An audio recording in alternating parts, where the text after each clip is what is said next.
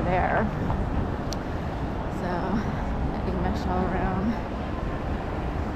So anyway, heading on down south here on Broad Street. My walks don't go without, a destination and a mission. And today, there's an IKEA bag that's more like a backpack bag. I was talking about an IKEA bag earlier. That's like an actual, duffel backpack with a zipper, like converted bag. Usually I have to run and pick up water or oranges and dark chocolate hummus or whatever. That's my latest, diet food, if you will. And it is non-GMO, the hummus, dark chocolate hummus. It's really good. If you're really strict and, raw vegan green juicer, then it might be too sweet for you. But right now, if I put oranges, like mandarins in it, I'm totally happy. And I get the mandarins, I get the oranges in, and that's really healthy for me. But back to the IKEA bag. And there must be something going on at the Kimmel.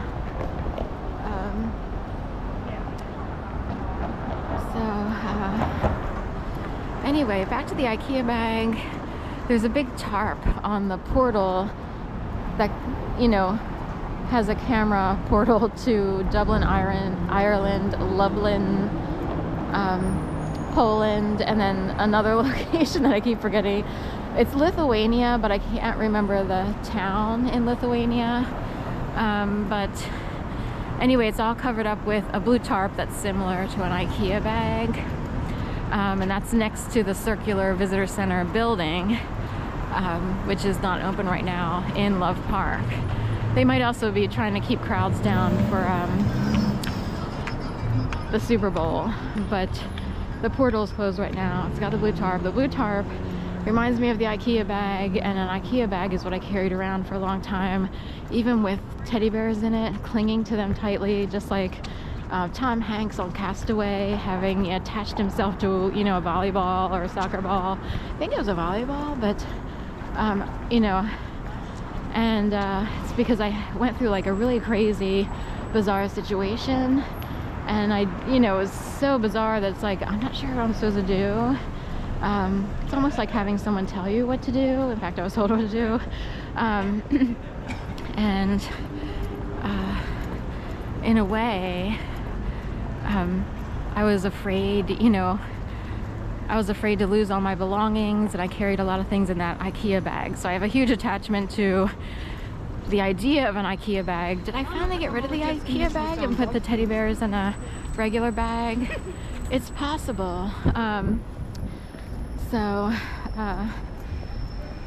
But I have my teddy bears in the apartment with me. They survived the entire, human trafficking. We're talking, how much torture can Sharon be put through before Philadelphia does the right thing? And there are people who can hear a certain way, and they know what happened to me, and they refuse to come forward as if they're a highly paid spy or something, and they refuse to fess up or come clean. So I'm kind of curious, what'll happen if people don't do the right thing. But anyway, that's what I'm told. I was tortured, we'll just put it that way. It started in 2011. I was made to believe I'd be murdered in my apartment. My mom and aunt's phone lines all the way down to Jacksonville, Florida were severed in time for the event, so that when I tried to call my mom, I heard the horrifying sound of the disconnected jingle. The games commenced, and I've been harassed as if I exposed every industry in America that was money making. So you'd think I was a whistleblower on the beef industry, the dairy industry, the electronics industry, the computer industry, the government, you name it. That's how I've been treated, and it's hard to tell, especially today, because it's a lot quieter today. The pandemic really quieted things down. And technically, in a way, someone keeps me going every day until I can get into a normal position where I can work and exist and live like a normal person in a quiet community that's not overrun with the government. Of course, Philadelphia is between DC and New York, so it's highly governmentalized, if you will, despite the fact that many people in Philadelphia don't love the government, which is so funny. But basically, you wonder how people live, how they afford things. And it could be that people had to quote unquote sell out to the government, for lack of a better term, in order to survive. And that includes a lot of companies, you know, restaurants, businesses, and I don't know how it works, but people have figured out, you know, how to live a certain way, because no one knows how to really make a profit, you know, and survive without, you know, losing all their money through taxes anyway. So anyway, just past the Department of Public Health, that ugly building back there, that eyesore. The camera doesn't show how bad things can look. It's amazing the camera can make the city look 10 times better than it actually looks in person. That's true for any city, because it doesn't pick up all the flaws necessarily. That green brickish building with the block windows and everything, that thing is an incredible quote-unquote eyesore. And it's funny because it's the Department of Public Health. And say the Department of Public Health forces restaurants to pass, you know, tests like licensing, you know, regulations, stuff like that. There's like a hangnail crescent moon up there. It looks like a hangnail. But anyway, I thought it was interesting that the Department of Public Health's own building wouldn't pass the restrictions, rigmaroles, the tests, whatever it is they do for licensing to approve someone for, like, say, a clean establishment. And I thought that was interesting. Like, they wouldn't pass their own tests. It doesn't make any sense. Is this like a joke? Like, what does Philadelphia do? Unless Philadelphia is like an elementary school playground, training ground, sorry, for people to learn about certain things going on in life. I don't know, is it more government run, or so I saw SHAD, not show, but it's on the license, New Jersey license, that had SHD, not SHL, but someone wanted me to say show. Can you guess who?